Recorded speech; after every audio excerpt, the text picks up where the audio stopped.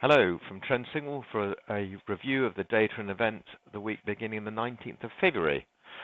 We start the week with a couple of major economies actually on holiday. The Chinese New Year celebrations, they actually aren't just one day. They started last Thursday and they continue through Monday, Tuesday and Wednesday this week. So all the Chinese markets shut. That includes Hong Kong opening on Thursday. I think Malaysian markets are also shut on Monday. In addition to Chinese markets, we've also got President's Day in the United States on Monday, which is a federal holiday, so all the markets will be shut. So that includes the stock markets, bond markets, and futures markets. So liquidity, volatility hopefully will be a little bit diminished, certainly from the heady days 10 days ago.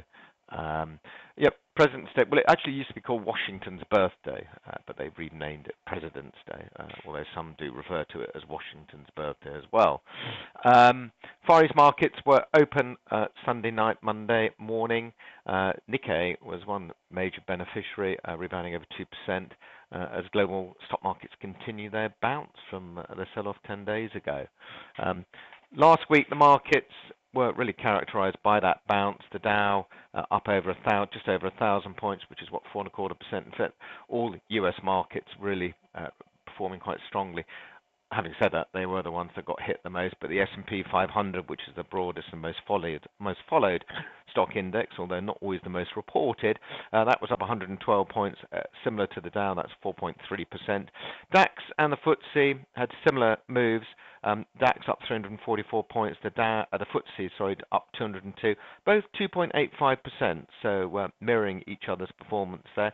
The Nikkei suffering a little bit last week with a very strong yen. In fact, the Japanese yen had its biggest weekly gain since July last year, but the Nikkei up 337 points, or about 1.5%. But as already mentioned, Monday it's had a significant further rally of 2% in just one day.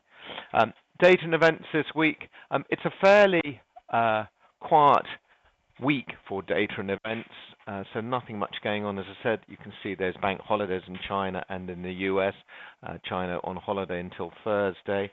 The major releases this week, really, I'd probably say the most important one will be on Wednesday, which is the Fomc Minutes. That's the rate setting committee of the Federal Reserve, the US central bank. They meet sort of monthly, although in fact it's only 9 times a year. They don't meet this month in February. Their next meeting is in March. These minutes refer to the meeting at the end in January. Was about 3 weeks ago, and those minutes will be quite interesting just to see exactly what were discussed. We know that there's a high chance of the first rate hike in the US happening in March, but the markets will be particularly interested in comments about inflation and whether the view is that inflation will continue to pick up and whether that might alter the path of interest rates in the US.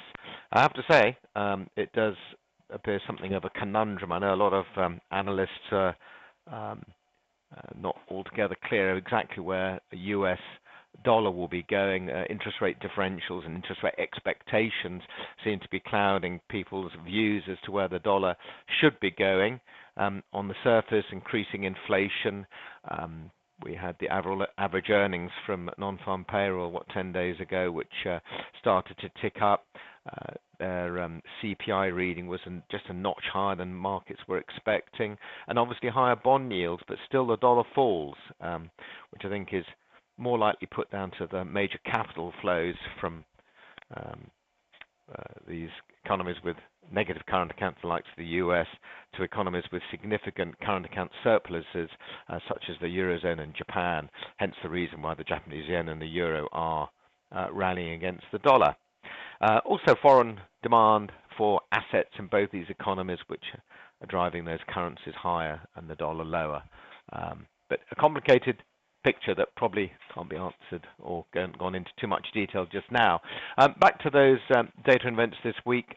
Governor Mark Carney from the Bank of England is talking later today, that's on Monday, speaking at Regent's University.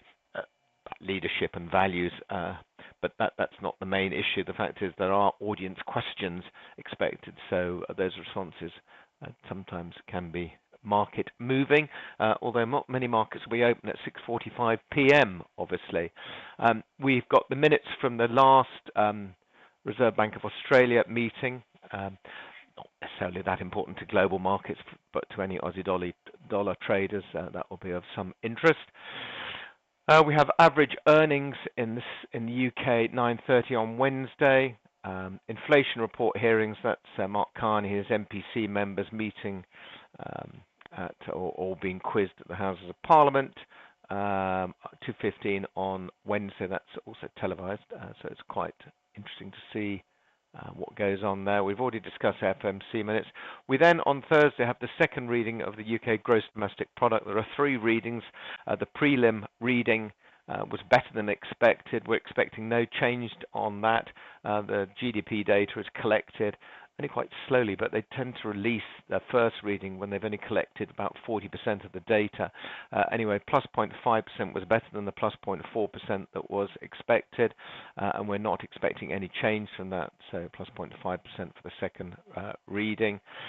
We then have retail sales in Canada on Thursday. Crude oil inventories normally come out on a Wednesday, but because of the bank holiday, that's out on Thursday. Crude oil continues to rebound, having had a significant sell-off over the last 3 weeks, falling as much as $10, which is quite significant. But last week it had a significantly better week. UK oil and US oil, that's Brent and WTI, up over $2. In fact, WTI up $2.40, which is what a rise of about 4%. So those markets will be awaiting the usual crude oil inventories as well. Retail sales in New Zealand, not a great market move. And finally, on Friday, we have inflation data out in Canada, which is not a big issue, but they will be concerned what's happening south of their border in the US, of course. That's it. Thanks very much for listening. All the best. Bye for now. If you would like more information about trading the right way, Trend Signal is giving you the opportunity to see and hear about its services live at a free online seminar. Take a look at the Trend Signal website for the latest events and to book your free place.